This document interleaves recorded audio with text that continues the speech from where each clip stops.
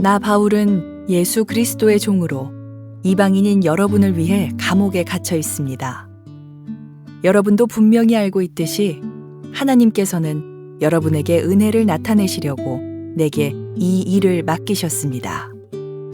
전에 내가 편지에도 간단히 말했듯이 하나님께서는 내게 계시로 비밀스런 계획을 알려주셨습니다. 그것을 읽어보면 내가 그리스도에 관한 신비로운 진리를 어떻게 깨닫게 되었는지 알 수 있을 것입니다. 옛날에는 이 비밀스런 진리를 아무도 깨달을 수가 없었습니다. 그러나 이제는 성령을 통해 그의 거룩한 사도들과 예언자들에게 이 신비로운 진리를 보여주셨습니다. 그 비밀이란 바로 이방인들도 유대인들과 마찬가지로 하나님께서 그의 자녀들을 위해 예비해 두신 것들을 함께 상속받을 수 있다는 것입니다.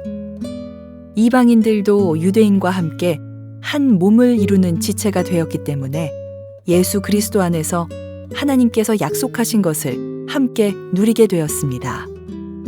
이것이야말로 하나님께서 이방인들에게 주신 기쁜 소식이 아니겠습니까? 하나님의 크신 능력과 특별한 은혜로 나는 이 기쁜 소식을 전하는 일꾼이 되었습니다. 나는 지극히 보잘것없는 그리스도인 중에 하나였으나 하나님께서는 내게 능력과 재능을 주셔서 그리스도를 믿음으로써 누리게 될 부요함을 이방인들에게 전하게 하셨습니다. 이 복음의 부요함은 말로 다 표현하기 힘들 만큼 크고도 놀랍습니다.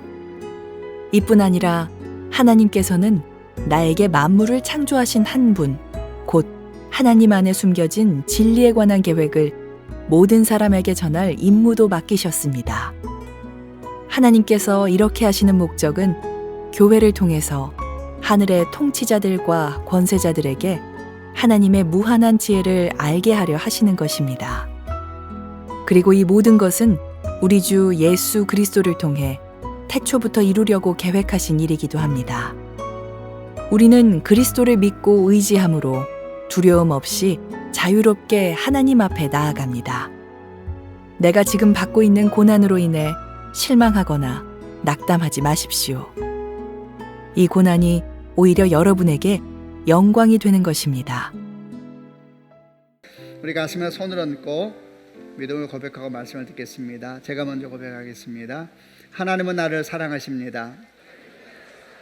나는 그 사랑 안에 있습니다. 하나님은 오늘 나에게 말씀하실 것입니다. 그 말씀에 능력이 있습니다. 그 말씀에 생명이 있습니다. 나의 마음을 하나님께 열겠습니다. 나의 생각을 예수님께 집중하겠습니다. 들은 만큼 변합니다. 들은 만큼 행복해집니다. 예수님과의 만남은 분명히 우리 인생의 아주 일대의 사건인 것이 분명합니다. 우리 삶의 근본을 뒤흔들 뿐만 아니라 삶의 방향과 구체적인 매일매일의 삶의 모양들까지도 바꾸는 사건이기 때문입니다.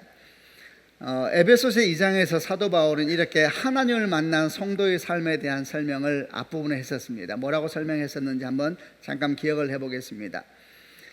이렇게 예수님을 만난 사건을 사도 바울은 설명하기를, 원래 우리는 죄와 허물로 죽을 수밖에 없던 사람이었는데 예수로 말미암아 다시 살아나게 되었다, 이렇게 죽음에서 생명으로 옮기게 됐다, 이렇게 설명하고 있고요. 또 6절을 보게 되면 그리스도와 함께 하늘 보좌 우편에 앉게 되었다. 우리가 다시 살아났을 뿐만 아니라 우리의 정체성이 땅에 있는 존재가 아니라 하늘 보좌에 있는 그런 인생이 되게 되었다, 이렇게 설명하고 있고, 또 10절을 보게 되면 하나님께서 우리들을 하나님의 선한 일을 위한 동력자로, 하나님의 선한 일을 위한 동력자로 부르셨다는 이야기도 같이 하고 있습니다. 아주 근본적인 변화입니다. 이렇게 예수를 만나고 나서 인생의 근본적인 변화가 생기게 되면 필연적으로 이런 근본적인 변화는 삶의 여러 모양의 변화를 동반하게 됩니다. 보통 그것을 우리는 성경에서 말할 때 성령의 열매다, 또는 예수 그리스도를 닮아가는 삶으로의 변화이다, 이렇게 이야기를 합니다. 이런 변화 중에서 특별히 사도 바울이 에베소 2장에서 주목하고 있는 것은 하나됨의 영성, 일치, 연합의 영성에 대한 부분들을 주목해 보았습니다. 원래 창세기 3장 이래로 모든 인류는, 여러분과 저를 포함한 모든 인류는 분열과 분리 영 가운데 다스림을 받고 있었다 그랬습니다. 끝없이 탓하고 원망하고 정죄하는 그런 영의 다스림 가운데 있었는데, 예수께서 십자가에 못 박혀 죽으심으로 말미암아 성령께서, 그를 믿는 자들마다 성령께서 임하게 되시면서, 그 성령은 연합하게 하는 영이고 일치하게 하는 영이고 하나되게 하는 영인데, 그 영의 다스림 아래 우리가 놓이게 되었다, 이렇게 말씀을 하고 있습니다. 에베소 2장 16절 말씀에 예수 그리스도는 십자가에 달려 죽으심으로 유대인과 이방인 사이에 가로막힌 미움의 벽을 허물어뜨리셨습니다. 2장 18절 말씀에 그러므로 우리 모두는 그리스도를 통해 한 성령 안에서 아버지께 나아갈 수 있게 되었습니다. 또 2장 19절 20절 말씀에 이제 여러분은 더 이상 낯선 나그네나 손님이 아니라 이제는 하나님의 거룩한 백성으로 하늘의 시민이요 가족입니다. 성도는 사도와 예언자들이 닦아놓은 기초 위에 세워진 하나님의 집이며 그리스도 예수께서 친히 그 건물의 머릿돌이 되어 주십니다. 이런 이야기가 이제 에베소 2장 전체를 쫙 휘감고 있습니다. 십자가로 말미암아 모든 장벽은 무너졌습니다. 아멘이죠. 성경은 이 모든 분열이 무너진 것을 설명하는 대표적인 모습 중에 하나로 지성소 휘장까지 찢어지게 된 이런 설명도 복음서에 나타내고 있습니다. 그러므로 이제 누구도 다시는 십자가의 장벽을 세우면 안 되는 것입니다. 우리가 우리 내면 가운데, 우리 삶 가운데 십자가의 장벽을 세우기 시작한다면, 분리하고 분열하고 나누고 깨는 이런 삶을 살게 된다면 그것은 십자가를 부끄럽게 하는 것이고 주님을 다시 십자가에 못 박는 행위이기 때문에 결코 그런 일이 있어서는 안 될 것입니다. 누구든지 그리스도 안에 있으면 새로운 피조물이고 누구든지 그리스도 안에 있으면 같은 성령 아래 있는 것입니다. 아멘이죠. 그래서 성경은 말씀하시기를 우리가 영적 가족이 됐다, 이렇게 설명하면서 이제 우리는 함께 지어져가는 건물과 같다, 이런 설명도 하셨고, 우리는 서로가 서로를 향하여 건강한 디딤돌이 되어줘야 된다. 서로와 서로의 삶 가운데 모퉁이돌 되시는 예수께서 계시는 아름다운 성전으로, 하나님의 친히 거하시는 성전으로 지어져 가야 한다. 이것이 교회이고 이것이 성도이다. 이런 이야기가 우리가 지난 2주 동안 보았던 에베소서 2장에 있었던 말씀이었습니다. 이제 우리는 이제 이 본문에 이어서 오늘 저희가 에베소 3장의 말씀을 보려고 하는데, 3장을 보게 되면 갑자기 좀 상황이 좀 바뀝니다. 갑자기 사도 바울이 성도됨과 교회됨에 대한 얘기를 하다 말고, 에베소 2장에서 하다 말고 3장에 들어가서 갑자기 자기 얘기를 하기 시작합니다.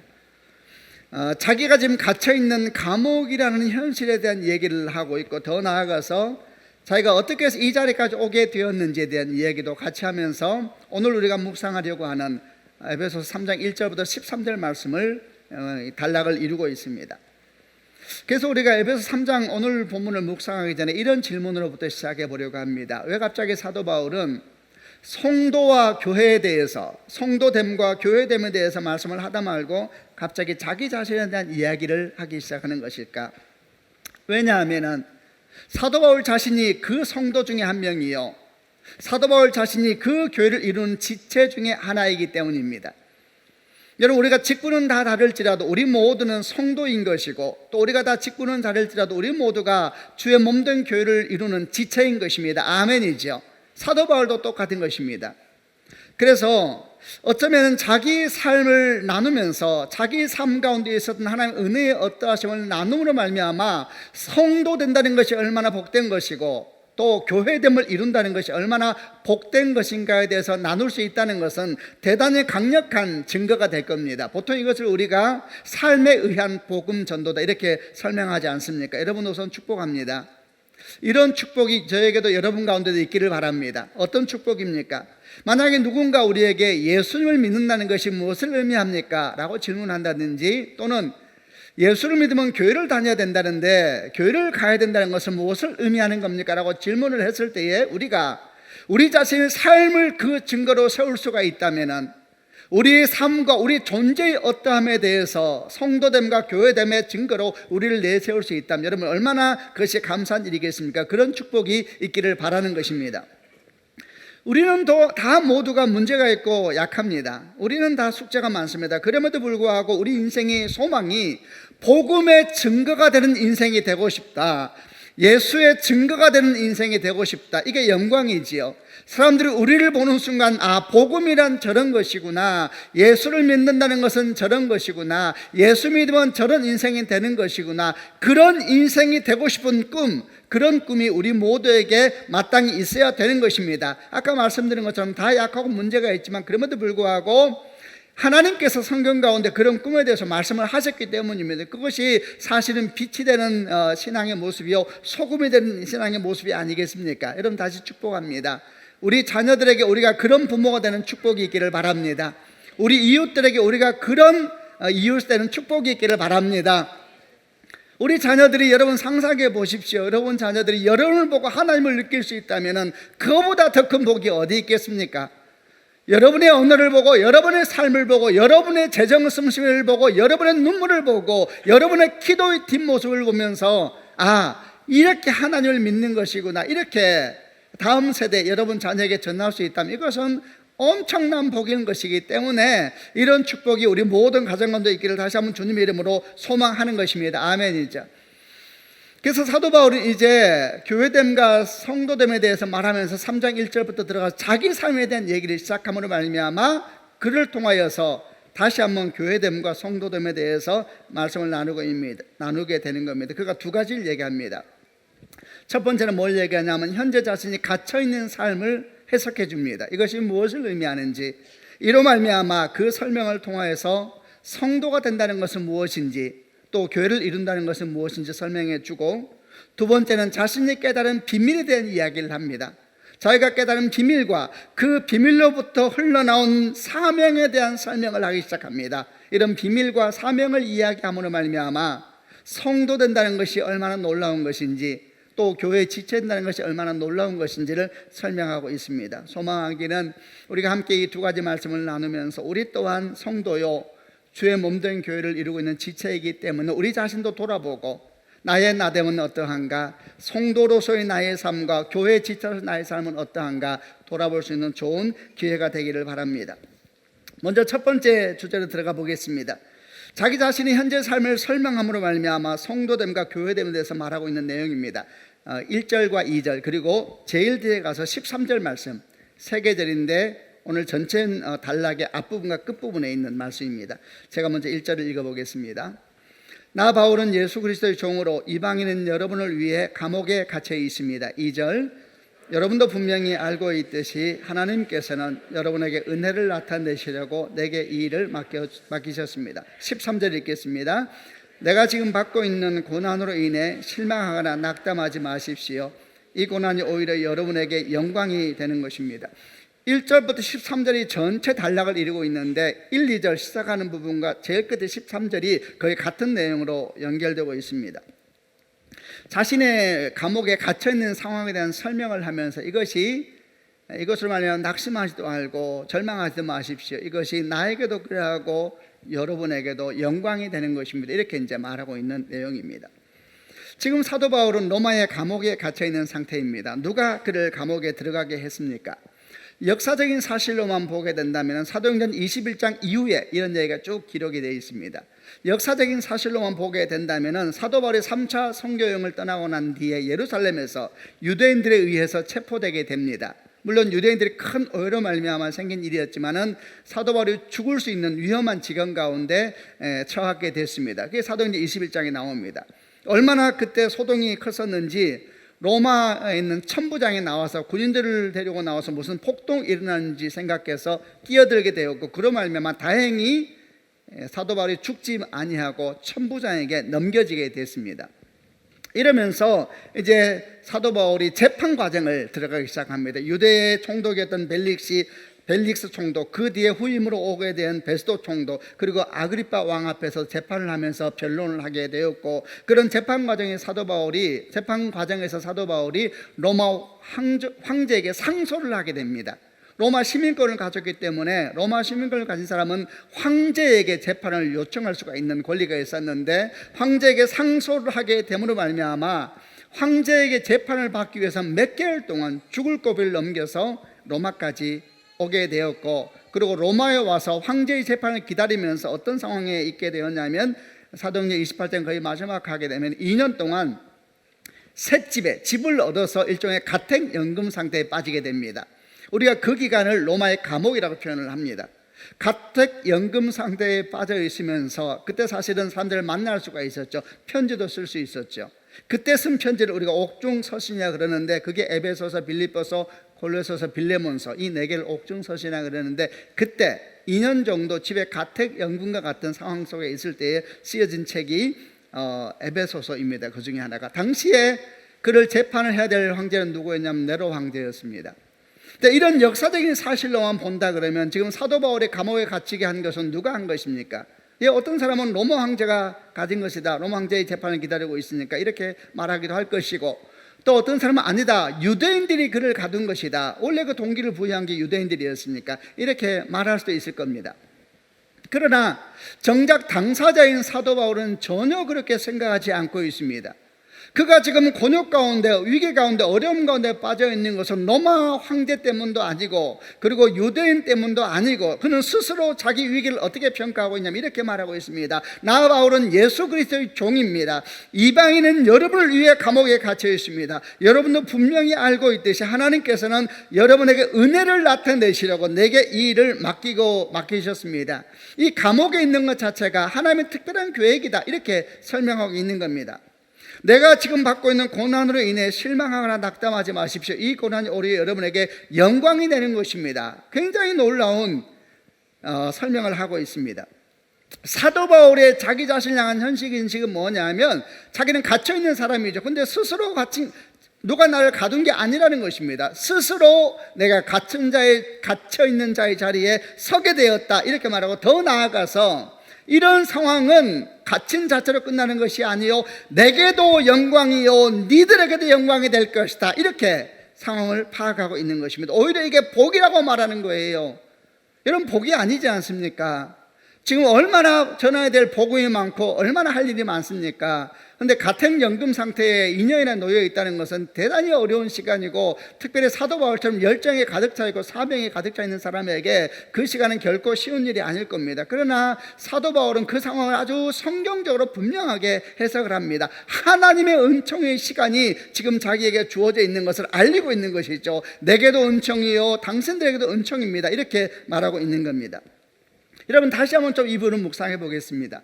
그럼 사도 바울이 지금 말하고 있는 의미가 뭘까요? 사도 바울이 스스로 걸어서 로마의 감옥에 들어갔다는 이야기일까요? 그건 아니죠. 사도 바울이 원했던 것이 아닙니다. 이 말이 의미하는 것은, 이렇게 옥에 있는 것이 당신에게도 영광이요 내게도 영광이다 라고 자기 삶을 해석하는 의미는 뭐냐면은, 사도 바울이 예수님을 만나고 난 뒤에 그분과 함께 인생을 살기로 결정하고, 그리고 인생을 들고 난 뒤에 사도 바울은 그게 뭔지를 너무 잘 알았다는 것입니다. 자기가 예수를 믿기로 결정했을 때에, 내 인생의 주님이 예수님이십니다 라고 결정했을 때에, 그리고 그렇게 인생을 살기로 결정했을 때에 그 결정이 무엇을 의미하는지를 사도 바울은 알았던 것입니다. 그게 뭘 의미하는 것입니까? 그로 말미암아 수많은 위기와 어려움이 올 것이라는 것을 사도 바울은 당연히 알고 있었던 것입니다. 예수를 믿는다는 것은 쉬운 일이 아니거든요. 여러분, 그때도 지금도 똑같은 것입니다. 예수를 믿는다는 것은 무엇을 의미하겠습니까? 그것은 성경 말씀 그대로 예수와 함께 우리가 십자가에 못 박히는 것입니다. 성경 말씀 그대로 이제는 더 이상 우리가 거짓된 세상 영광이나 세상의 가치관을 따르는 것을 거부하고, 참되고 변함없는 하나님의 말씀을 따라 살기로 결정하고 하나님의 가치관을 따라 살기로 결정하는 것입니다. 예수를 믿고 그분이 나의 주님이다 라고 살기로 결정하는 것은 더 이상 우리가 땅에 속한 자가 아니라 하늘에 속한 자라는 나의 존재의 근본에 대한 것을 받아들이기 결정하는 것이죠. 여러분, 이것은 보통 일이 아닌 것입니다. 그야말로 내 가치관과 삶의 근본적인 변화를 가져오는 것입니다. 그래서 성경은 말하기를, 이 변화를 설명할 때 죽었다 다시 살아났다는 표현을 씁니다. 중생, 거듭남이 죽었다 다시 살아났던 의미가 아니겠습니까? 이렇게 사도 바울은 믿는다는 것이 뭔지를 알고 있었던 겁니다. 여러분, 그것은 수고하고 애쓰고 십자가를 지는 것이거든요. 그렇기 때문에 지금 사도 바울이 감옥에 들어와 있는 것이 사도 바울이 자기 인생을 볼 때 전혀 이상한 게 아닌 겁니다. 오히려 당연하게 받아들일 뿐만 아니라 거기서 끝나는 것이 아닙니다. 이 변화는 이렇게 고통에서 끝나는 것이 아니라 마침내 합력하여 선을 이루는 영광에 이르게 될 것이다. 이것도 사도 바울이 알고 있는 것입니다. 그러니까 고난 속에 있는 현실을 보는 눈이 바뀌는 것이죠. 여러분 그렇지 않습니까? 이건 사람의 역사가 아닙니다. 예수를 믿는다는 것은 땅에서 일어나는 역사가 아닌 것을 믿음으로 받는 축복이 있기를 바랍니다. 이런 변화는 우리의 경험과 지식으로 될 수가 없어요. 어떻게 우리가 이런 말도 안 되는 성경의 말씀이 믿어지기 시작하는 겁니까? 근데 우리가 믿어지고 있잖아요. 우리 지혜와 경험으로는 받을 수가 없는 사건이었습니다. 그런데 우리가 예수님을 하나님의 아들이고 나의 구원자로 받아들이고 그럴 때 성령이 내 안에 오시니까 신기한 일이 생기는 것입니다. 이해되지도 않고 이해할 수도 없는 말씀들이 믿어지고 받아들여지게 되잖아요. 아멘이죠. 그게 성령의 역사입니다. 마음이 가난한 자는 복이 있나니 천국이 저희 것이며 온유한 자는 복이 있나니 그들이 땅을 기업으로 받을 것이며 애통하는 자는 복이 있나니 그들의 위로를 받을 것이며 마음이 청결한 자는 복이 있나니 저희가 하나님을 볼 것이며 이런 말씀이 막 믿어지고 이런 말씀이 막 받아들여지는 것입니다. 여러분 여기서 끝나지도 않습니다. 예수를 믿게 되면 이게 말씀이 믿어질 뿐만 아니라 여기서 끝나는 것이 아니라 그 믿음이 내게 들어오는 순간 어떤 변화가 생기냐면 현실 인식이 달라지게 되어 있어요. 상황에 대한 해석이 달라지게 되는 것입니다. 그러니까 지금 사도 바울처럼 감옥에 갇혀 있는데 절망하고 억울해하는 것이 아니고 그 길조차도 주와 함께 걸어간다면 그것이 생명의 길이 된다는 게 막 믿어지는 거예요. 아멘이죠. 이게 믿어져요. 믿어져. 이게 믿음이죠. 이게 바로 세상을 이기는 믿음입니다. 이게 바로 땅에서 난 것이 아니라 하늘에서 나는 믿음입니다. 이 믿음이 없으면 어떻게 되느냐? 이 믿음이 없으면 하나님을 믿는다 그래도 이 믿음이 없으면 어떻게 되겠습니까? 천국은 멋져 보여도 그 천국을 향하여 걸어가는 여정, 광야의 여정을 위기를 극복할 수가 없는 것입니다. 왜냐하면 이 믿음이 현실을 보는 눈을 갖게 하고 현실을 재해석해 주는 것인데 이런 믿음 없으면은 삶을 해석하는 능력이 그에게 없거든요. 여러분 사도 바울에게는 이런 믿음이 있었던 것입니다. 이것을 지금 3장 1절과 2절 13절에서 보여주고 있는 것입니다. 자기 삶을 향한 하나님의 선하심을 믿을 뿐만 아니라 그 믿음으로 삶을 보니까 이 삶이 완전히 다르게 보이는 것입니다. 여러분 축복합니다. 이런 믿음이 우리에게 반드시 있어야 합니다. 여러분 예수를 믿을 뿐만 아니라 이 예수를 믿는 것이 무엇인지를 알아야 되고 그 믿음으로 세상을 볼 수 있어야 되고 이러면 세상이 해석됩니다. 삶이 해석됩니다. 좋은 게다 좋은 게 아닙니다. 멋진 일이 많이 일어났다고 막 사람들이 떠들대지만 그러나 하나님의 마음으로 오면은 일어나서는 안 될 일이 일어나는 것들도 많습니다. 그걸 분별하지 못하면 어떻게 되느냐? 자기 생각에 빠져 사는 것입니다. 믿음은 있다 그러면서 해석할 능력이 없으면 왜? 믿음으로 세상을 안 보니까 그냥 다 속는 것이지요. 근데 그거 속는 것을 모르고 자기 혼자 막 하나님께서 응답 안 하신다 그러고 주님도 답답하고 지도 답답하고 어려워지는 것입니다. 이렇게 사도 바울은 첫 번째 자기 삶을 해석함으로 말미암아 우리에게 뭘 가르쳐 줬냐면 성도됨은 무엇인가, 교회됨은 무엇인가, 바로 이 믿음으로 사는 것이 성도라는 것입니다. 이 믿음으로 삶을 해석하고 그리고 이 믿음 속에 삶에 가지고 있는 비밀을 보아가는 게 여러분 성도이고 교회인 것이지요. 여러분 이런 믿음이 없이 어떻게 인생을 살 수가 있겠습니까? 이렇게 예수를 믿음으로 말미암아 삶을 보는 관점이 변화되기 시작하고 가치관이 변화되기 시작하는 것에 대한 묵상을 하다 보니까 한 사람이 생각이 났습니다. 아마 제가 이분에 대한 얘기를 하지 않았나 싶습니다만은 지금은 아닙니다만 한동대 총장으로 초대 총장으로 계셨던 김영길 장로님 간증이 생각이 나더라고요. 한국에서 많이 알려진 유명한 과학자 중에 한 분이시지 않습니까? 나사 연구원으로 있는데 카이스트 교수로 있다가 미국 저명 과학자 인명부에 올라갈 만큼 과학자의 삶을 걸어온 분인데 이분이 이제 주님 만나고 난 뒤에 했던 말씀이 아주 참 들을 만한 얘기를 하셨습니다. 이분이 이런 얘기를 했습니다. 나는 주님을 만나기 전까지는 중력의 법칙밖에 몰랐습니다. 중력의 법칙은 모든 것을 끌어다니고 또 끌어당깁니다. 그리고 이런 중력의 법칙 아래 사는 사람들의 삶도 똑같습니다. 그들은 모든 것을 끌어당기고 또 끌어당기려고 합니다. 중력의 법칙 아래 사는 사람들의 꿈은 한 가지밖에 없습니다. 그것은 자기의 중력장을 어떻게 하든지 더 많이 넓히려고 하는 것입니다. 왜냐하면 중력장이 넓어지면 넓어질수록 더 많은 것을 모을 수 있고 더 많은 것을 끌어당길 수 있기 때문입니다. 공부를 하는 이유도, 사업을 하는 이유도, 자녀를 잘 교육하는 이유도 다 그 중력장을 넓히기 위해서 그렇게 하는 것입니다. 나는 주를 만나기 전까지는 이 법칙밖에 몰랐습니다. 그러나 주를 만나고 난 뒤에 나는 전혀 새로운 법칙을 배우게 되었습니다. 그것은 은혜의 법칙이라는 것이었습니다. 은혜의 법칙은 나에게 계속해서 내려놓고 또 내려놓으라 합니다. 어떻게 하든지 자기를 십자가에 못 박고 더 이상 자기 중심적인 삶이 아니라 주님 중심적인 삶을 살라고 요구합니다. 그리고 나는 믿음으로 산다는 것은 중력의 법칙 아래 사는 것이 아니라 은혜의 법칙 아래 산다는 것을 알게 됐습니다. 이런 내용의 기록이었습니다. 여러분은 어떻습니까? 이 장면의 고백을 들으면서 어떻게 생각하십니까? 참으로 그렇지 않습니까, 여러분? 모든 사람은 다 중력의 법칙 아래 살고 있습니다. 땡기고 또 땡기고 모으고 또 모으려고 하죠. 그러나 잠깐만 생각해 보십시오. 이 중력의 법칙이 최고치에 이르면 어떻게 될까요? 아무것도 남지 않습니다. 다 삼켜버리고 말죠. 부모도 형제도 나중에는 자기 자신도 삼켜버립니다. 그건 죽음입니다. 죽음. 그건 영원한 어둠이죠. 그건 지옥입니다.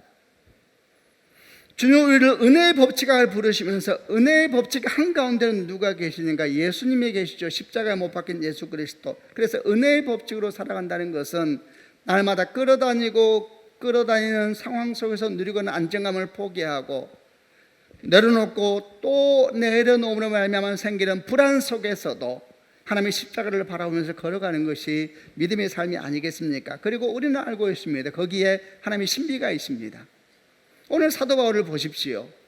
사도 바울은 지금 갇혀 있습니다. 그런데 전혀 다른 얘기를 합니다. 왜? 다른 법칙이 그를 지배하고 있으니까. 여러분, 이것이 교회입니다. 이것이 성도입니다. 여러분과 저는 주 예수를 믿는 성도들입니다. 아멘이시죠? 우리는 교회를 이루고 있습니다. 그러면 우리도 그래야 되는 것입니다. 우리는 지금 어느 법칙 아래 살고 있습니까? 무엇이 우리에게 안정감을 주고 평화를 줍니까? 우리는 끌어당기려고 합니까? 놓으려고 합니까? 사도 바울이 우리에게 도전하고 있는 첫 번째 교회됨과 성도됨에 대한 질문입니다. 이제 두 번째 더 나아가 사도 바울은 다시 두 번째 얘기를 하기 시작합니다. 그것은 뭐냐면 그가 깨달은 비밀에 대한 얘기를 하고 그 비밀로부터 흘러나온 사명에 대한 이야기를 함으로 말미암아 다시 성도됨이 무엇이며 교회됨이 무엇인가에 대한 설명을 하기 시작합니다. 3절부터 6절까지 말씀을 같이 한번 읽어보겠습니다. 제가 먼저 3절 읽겠습니다. 전에 내가 편지에도 간단히 말했듯이 하나님께서는 내게 계시로 비밀스러운 계획을 알려주셨습니다. 4절 그것을 읽어보면 내가 그리스도에 관한 신비로운 진리를 어떻게 깨닫게 되었는지 알 수 있을 것입니다. 옛날에는 이 비밀스러운 진리를 아무도 깨달을 수가 없었습니다. 그러나 이제는 성령을 통해 그 거룩한 사도들과 예언자들에게 이 신비로운 진리를 보여주셨습니다. 6절 그 비밀이란 바로 이방인들도 유대인들과 마찬가지로 하나님께서 그의 자녀들을 위해 예비해 두신 것들을 함께 상속받을 수 있다는 것입니다. 이방인들도 유대인과 함께 한 몸을 이루는 지체가 되었기 때문에 예수 그리스도 안에서 하나님께서 약속하신 것을 함께 누리게 되었습니다. 이것이야말로 하나님께서 이방인들에게 주신 기쁜 소식이 아니겠습니까? 사도 바울이 자기가 비밀을 깨달았다 그래요. 그러면서 그 비밀이 뭐냐면 이방인들도 유대인들과 함께 하나님의 자녀로 부름받았다. 하나님의 자녀로 부름받았다. 함께 상속을 받고 함께 지체가 되었다. 이렇게 표현하고 있습니다. 한 가족이 된다는 이야기죠. 이방인들도 유대인들과 똑같이 하나님의 자녀로 부름받았고, 그 이제 에베소 2장에 있는 유대인과 이방인 사이에 있는 벽이 무너졌다라는 표현에서 설명한 적이 있지 않습니까? 이 비밀을 자기가 깨달았다 그래요. 근데 사실은 우리가 생각할 땐 그게 무슨 비밀이냐 그러는데 여러분, 당시 유대인들의 사고방식에서는 엄청난 사건입니다. 유대인들의 가치관으로 볼 때 이거는 정말 대단한 사건이었는데 사실 이에 대해서는 우리가 에베소서 2장에서 좀 보았는데 조금만 기억을 상기하면서 몇 가지를 한번 얘기해 보겠습니다. 여러분, 유대인과 이방인들 사이에는 넘을 수 없는 벽이 있다 그랬습니다.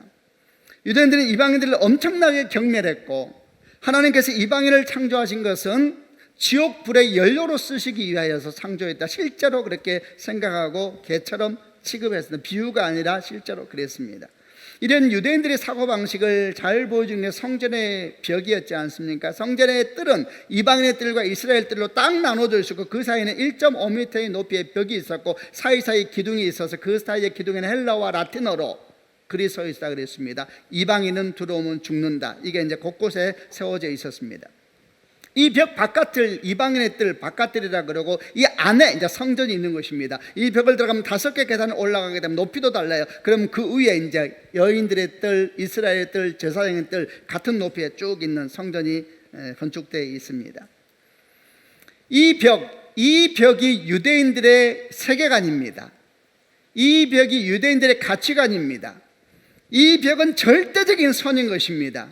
이 벽 바깥에는 소망이 없습니다. 그래서 이방인의 뜰은 소망이 없는 땅입니다. 그들이 그 땅을 밟으면 성전에 들어갈 때 항상 하나님께 감사했습니다. 왜 감사했느냐? 내가 이방인으로 태어나지 않은 것을 감사하고 또 감사했습니다. 왜 감사했습니까? 이방인을 밟고 지나갈 수 있는 것에서 감사하면서 그들은 항상 하나님 앞에 가서 성전에서 예배를 드렸던 사람들이었습니다. 그 장벽으로 세상을 보고 그 장벽으로 성경을 풀었습니다.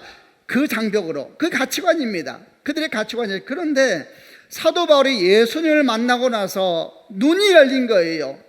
그러자 하나님의 진짜 뜻이 해석되기 시작하면서 하나님의 본심이 그게 아니었다는 사실을 알게 되죠. 하나님의 창조부터의 본심이 뭐였냐 하면은 유대인과 이방인이 대립하고 경멸한 관계가 되는 것이 아니라 유대인을 통하여서 이방인이 주께 돌아오는 통로 삼으시려는 것이 하나님의 계획이었던 사실을 막 깨달아지는 거예요.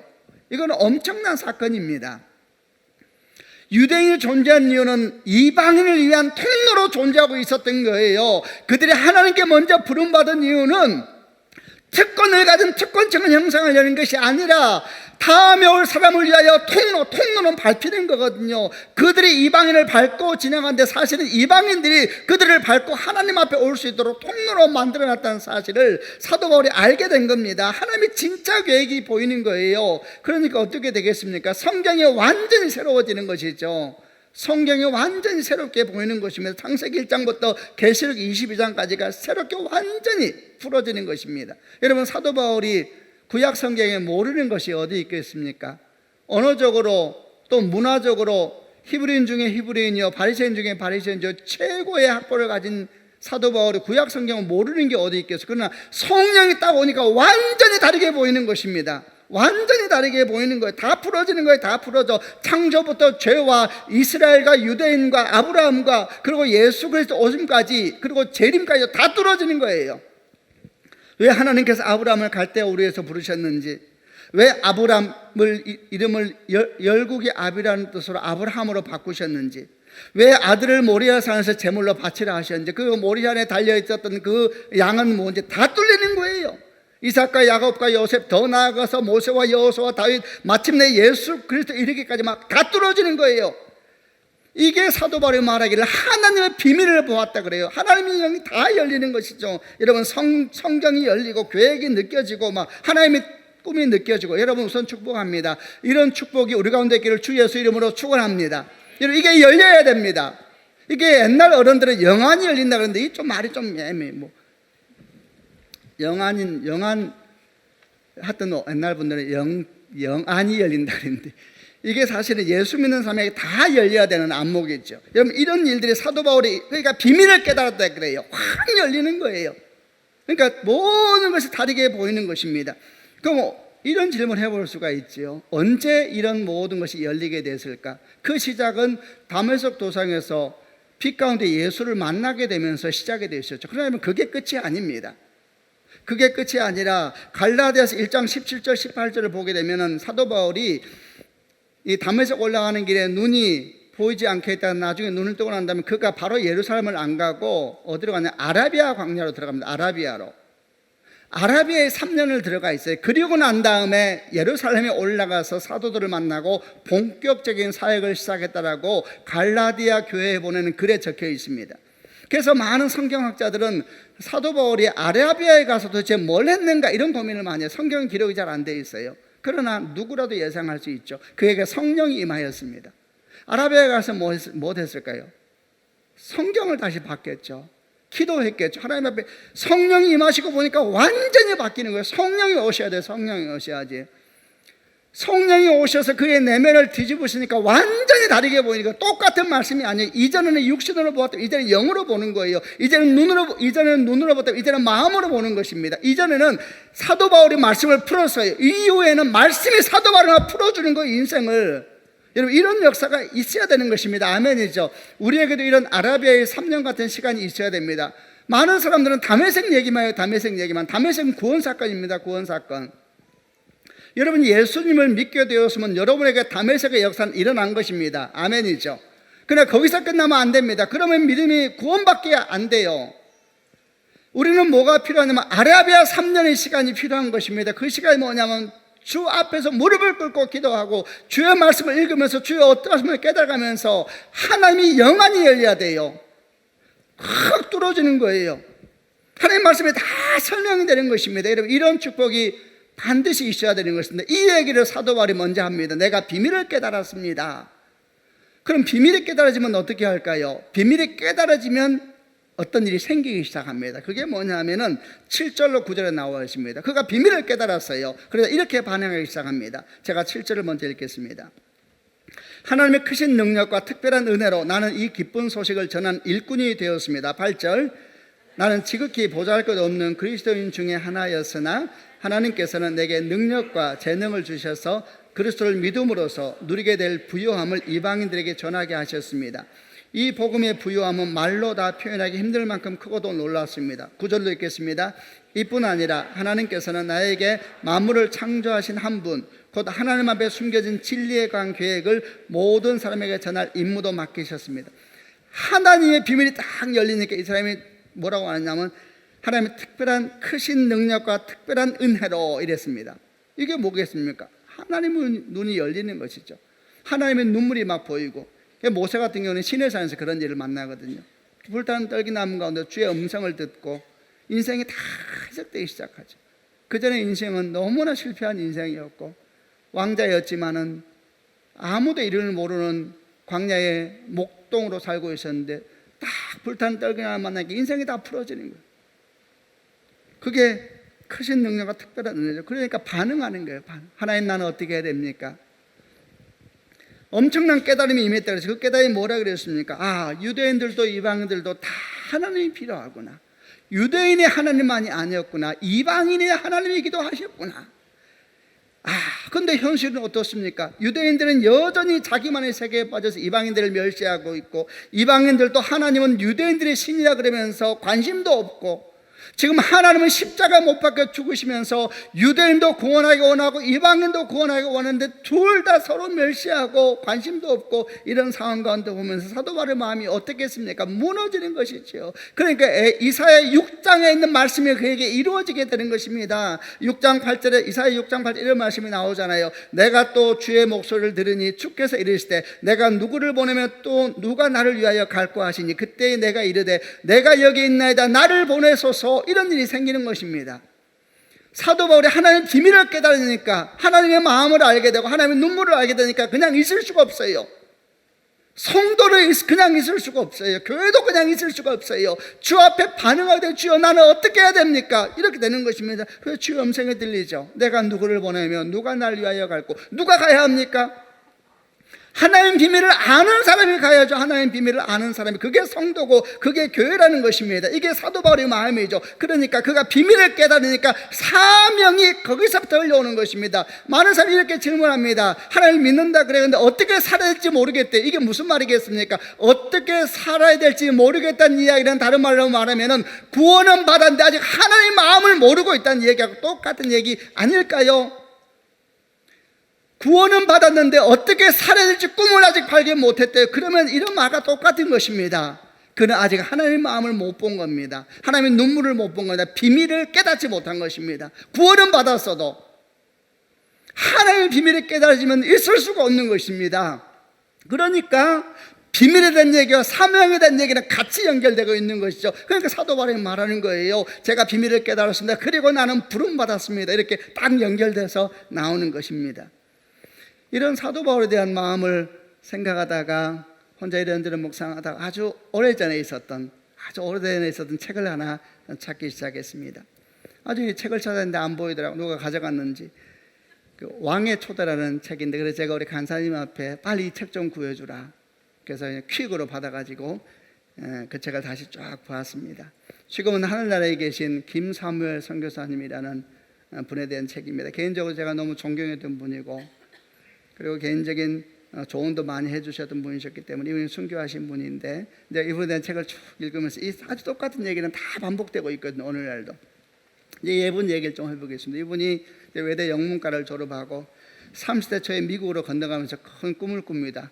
예수를 모를 때 꿈이 뭐냐면 백만장자가 되는 꿈을 꿨습니다. 뭐 어려움이 있었지만은 열심히 해가지고 잘 풀려가지고 이제 그 꿈이 이루어지는 것 같은 상황 가운데 놓이게 되는데, 이상하게 마음이 허전한 거, 이게 뭐 주의 은총이죠. 마음이 허전한 것은 하나님을 모르면 우울증이 되는 것이고, 하나님을 알면은 은총이 오는 통로가 되는 겁니다. 이런 후자가 되기를 바랍니다. 많이 버는데 마음이 허전한 거예요. 그래서 35살 된 어느 날 이제 친구들을 집에 초청해서 자기 혼자 와인을 마시면서 이제 다 다른 친구들이 예수를 믿는 마침 그런 사람이었대요. 그러다가 이제 친구 중에 한 명이 하나님 얘기를 하는 거예요. 그러면서 이 친구가 말하기를 하나님이 살아계시다고 이렇게 말하자 이제 이 선교사님이 와인을 마시면서 물었답니다. 근데 왜 내게는 하나님이 안 보일까? 이렇게 물으니까 친구가 말하기를 예수님이 너의 죄를 대신 지고 십자가에 죽으셨는데 만약에 그걸 믿고 받아들이게 되면 하나님을 볼 수가 있다. 너의 죄를 위해서 예수님이 십자가 못 박혀 죽으셨어. 그러니까 이제 선교사님이 와인을 한잔하면서 말했답니다. 예수님이 내 죄를 위해서 죽으셨다고? 그거 참 미안한 일이네. 그렇다고 한들 내가 지금 무엇을 할 수 있겠는가? 이게 진지한 대화를 한 거예요. 내가 그렇다 한들 내가 무엇을 할 수 있겠는가? 그래야 친구가 말합니다.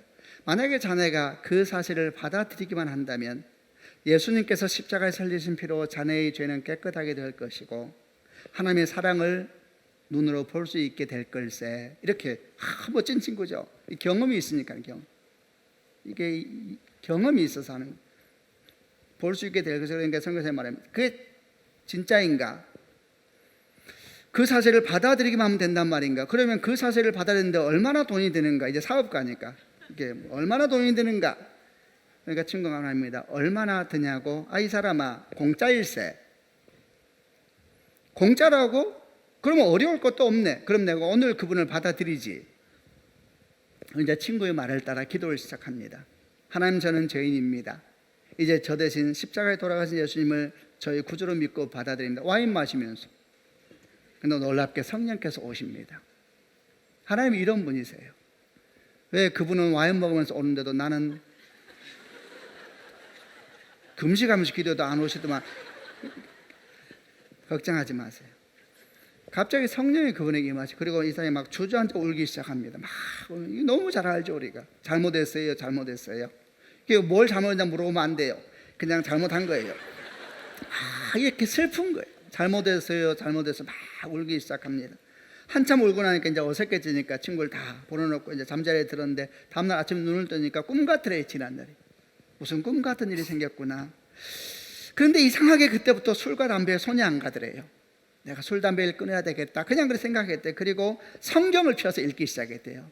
뭔가 꿈 같은 일이 생긴 것 같은데 성경을 막 읽다가 이상하게 성경이 믿어지기 시작하더래요. 이게 역사예요. 역사.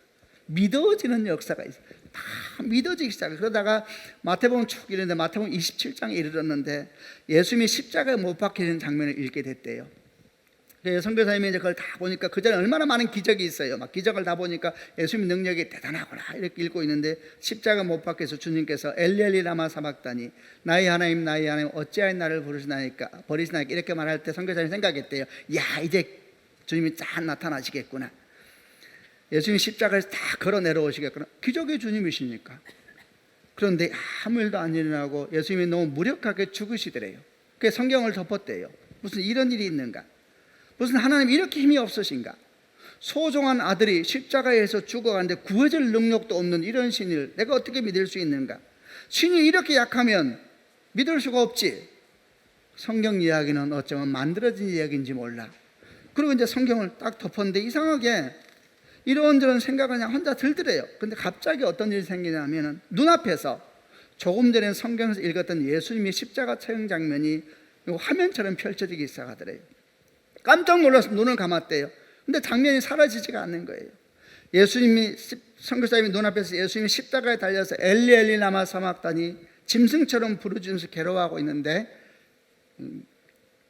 갑자기 한 음성이 들리더래요. 이건 제 감정이 좀 격해진 상태입니다. 이해해 주세요. 갑자기 한 음성이 들리면서 이런 음성이 주께 들리더래요. 이는 내가 저를 사랑함이니라. 이러면서 손가락이 하나 보이더래요. 그 손가락을 이러면서 이는 내가 저를 사랑함이니라. 성교사님 깜짝 놀라서 손가락을 따라 가봤대요. 그랬더니 이 선교사님이 30여 년 전에 그때가 35이었으니까 한 20여 년 전에 다녔던 초등학교 그림이 나오대요. 초등학교. 근데 초등학교의 복도에 저 구석에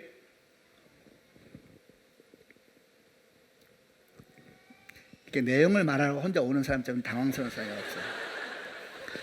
복도 저 구석에 시커멓게 처박혀 있는 걸레를 보이더래요. 내가 저를 사랑합니다. 그 생각했대요. 무슨 걸레를 그 순간 번쩍 깨달았대요. 그걸 내가 35년 동안 그렇게 세상과 타협하면서 살아온 자기 자신이라는 것을 순간적으로 깨닫게 하셔. 내가 저를 사랑합니다. 하나님께서 걸레같이 살아온 그 선교사를 향해 손을 뻗고 있었던 거예요. 내가 저를 사랑합니다. 그 눈물이 막 폭포처럼 쏟아지기 시작하는 것이죠. 다 뭐 우리 이야기니까. 하나님의 사랑이 그냥 마음을 다 죽을 것 같은 것이죠. 뒹구는 것이죠. 죄송하다고. 그러니까 뭐 얼마나 인생이 바뀌는 매일매일 하나님께 너무 감사하고 그렇게 몇 개월을 지났는데 어느 날 그날도 너무너무 감사한 거예요. 운전을 하고 있는데 하나님 정말 고맙습니다. 어찌해서 이렇게 부족한 저를 그렇게 사랑하십니까? 고맙습니다. 정말 고맙습니다. 이렇게 이제 눈물로 막 운전하면서 가고 있는데 갑자기 또 음성이 들리더래요. 네가 정말 나에게 그렇게 감사해야 하느냐? 예, 주님 정말 감사합니다. 가슴이 벅차올라서 감당할 수가 없습니다. 그래야 주님 이렇게 말씀하시대요. 내 사랑하는 아들아. 그런데 이렇게 내가 너를 사랑하듯이 내가 이렇게 사랑하는 1억의 사람들이 또 있단다. 근데 그들에게는 이 사랑을 전해줄 사람이 없어서 그들은 이 사랑을 못 깨닫고 있단다. 선교사님 깜짝 놀라요. 어디입니까 하나님? 제가 가서 말할게요. 어디입니까? 하나님 일본이란다. 하나님 제가 갈게요. 제가 가서 그 사랑 말할게요. 그래서 이제 선교사님 무덤이라고 하는 일본으로 파송을 받습니다. 근데 이상하게 기적이 나타나는 이분이 역사하는 이분이 설교하면 사람들에게 이상한 믿음이 생겨요. 이런 은사가 있습니다. 이게 누가 말을 하면 믿어져요. 반대로 누가 말하면 안 믿어져. 참 우리 어쩌노? 제가 그런 사람 봤어요. 말하면 믿어지는 이게 성령의 기름 부으시면 이분이 말하면 일본 사람이 믿어져요. 이분이 교회를 세우면 사람들이 모여들고 심지어 이분이 설교할 때 통역하는 분에게 성령이 임해버리고 막 메마른 땅 7개나 되는 교회를 세우고 그 뒤로도 막 그리고 결국 그분은 일학교에서 하늘연합교회 시작 예배하고 몸에 치명적인 암이 이미 온몸을 덮고 있다는 걸 알게 되죠. 그리고 그분은 하나님께서 부르셨죠. 사도 바울은 말합니다. 나는 하나님의 비밀을 알았습니다. 하나님은 유대인만이 아니라 지금 눈물로 이방인도 부르고 계십니다. 근데 유대인들은 이방인을 멸시하고 있고 이방인들은 하나님에 대해서 관심도 없습니다. 나는 비밀을 알았습니다. 나는 사명을 받았습니다. 이렇게 말하는 것입니다. 이게 교회입니다. 이게 성도입니다. 하나님의 사명이라는 것은 일방적으로 주어지는 것이 아니죠. 함께 흘리는 눈물입니다. 함께 나누는 사랑이죠. 우리 교회도 마찬가지입니다. 우리도 주의 몸된 교회를 이루고 있는 지체된 교회입니다. 아멘이죠. 우리도 하나님의 성도입니다. 아멘이죠. 누구는 가는 선교사로, 누구는 보내는 선교사로 사랑을 함께 나누고 눈물을 함께 나누는 것입니다. 사도 바울이 그의 삶을 통해서 말하고 싶었던 메시지의 두 번째는 이겁니다. 내가 깨달은 비밀이 무엇이며 그 비밀로 들려나온 사명은 내가 무엇입니다. 이것이 교회입니다. 이것이 성도입니다. 이걸 말하고 있는 것입니다, 여러분. 이게 교회입니다, 여러분. 이게 성도입니다. 이제 말씀을 마무리하겠습니다. 10절에 이렇게 해야 됩니다. 하나님께서 이렇게 하시는 목적은 교회를 통해서 하늘의 통치자들과 권세자들에게 하나님의 무한한 지혜를 알게 하려 하시는, 이게 너무 재밌어요. 하늘의 통치자들과 권세자들에게 하나님의 무한한 지혜를, 하늘의 통치자들과 권세자들이 도대체 누굴 말하는 걸까요? 그들에게 하나님의 무한한 지혜를, 저는 이렇게 이해했습니다. 하늘의 통치자들 누굽니까? 예수쟁이들. 우리가 하나님의 권세를 받은 사람입니다. 아멘이죠. 우리가 하늘에 속한 사람들인데, 그런데 우리가 하나님의 지혜를 모르고 있으니까 교회를 통해서 이것을 알리기 위해서, 그러니까 지금 사도 바울이 성도된 우리들에게, 교회된 우리들에게 자신의 삶을 열어서 성도됨은 이런 것입니다, 교회됨은 이런 것입니다 라고 말하고 있는 것입니다. 뭘 말합니까? 첫 번째, 성도됨은 뭡니까? 성도됨은 아까 우리 장로님 말씀처럼 더 이상 중력의 법칙 아래 사는 걸 거부하고 은혜의 법칙 아래 살기로 결정한 사람들을 성도들이라고 하는 것입니다. 아멘이죠. 해석이 달라지죠. 믿음이 있거든, 믿음이요. 또 성도는 뭡니까? 비밀을 깨달은 자들입니다. 또 비밀을 깨닫기 위해서 몸부림치는 사람들이죠. 성도는 누굽니까? 교회는 누굽니까? 그 비밀을 깨달았으니까 주여 날 보내주세요. 내가 그 일 할게요. 주님 날 보내주세요. 내가 거기 갈게요. 누구는 보내는 자로, 누구는 가는 자로. 그게 교회라는 겁니다. 그게 성도라는 것입니다. 여러분, 우리 교회도 그래야 되고 우리 모두가 그런 성도가 되어야 될 줄로 믿습니다. 제가 한번 선포하겠습니다. 여러분, 이제 우리는 믿음으로 세상을 보도록 부름받은 사람입니다. 아멘이죠. 믿음으로 다 세상을 보아야 합니다. 우리는 더 이상 중력의 법칙의 지배를 받으면 안 됩니다. 그 끝은 죽음입니다. 지옥입니다. 지옥. 모든 걸 삼킵니다. 자기 자신도 삼킵니다. 그거 따라가면 안 됩니다. 이제 우리는 은혜의 법칙 아래서 그 끝에는 십자가에 달리신 예수 그리스도가 계십니다. 그분이 진짜 생명이십니다. 아멘이죠. 이게 우리입니다. 두 번째, 우리는 하나님의 비밀을 깨달은 사람, 또는 깨닫기 위해서 몸부림치는 사람이 되어야 합니다. 다 부러져야 돼요. 신비한 것이 아니고 놀라운 것도 아니고 당연한 것입니다. 하나님의 비밀을 깨달아요. 그래서 말씀을 공부하고, 그래서 기도하고, 이래서 이렇게 우리가 모여 있는 거잖아요. 여러분, 그런 축복의 길을 주님의 이름으로 축원합니다. 그래야지 하나님의 눈물을 알아야지 가는. 눈물을 모르면 어떻게 돼가? 저 왜 가노? 이렇게 되는 거예요. 눈물을 알고 하나님의 마음을 알면은 함께 할 수 있는 것입니다. 돈 있는 사람은 없는 자에게, 항상 말하고 돈 있는 사람은 없는 자에게 돈을 주면 돼요. 시간 있는 사람은 시간 없는 사람은 시간이 있는 사람이 다 주님의 일인데요. 다. 그러면은 그게 교회지요. 그게 성도지요. 그런 은총이 우리 가운데 있기를 우리 주 예수 그리스도 이름으로 축원합니다. 아멘. 기도하십시다.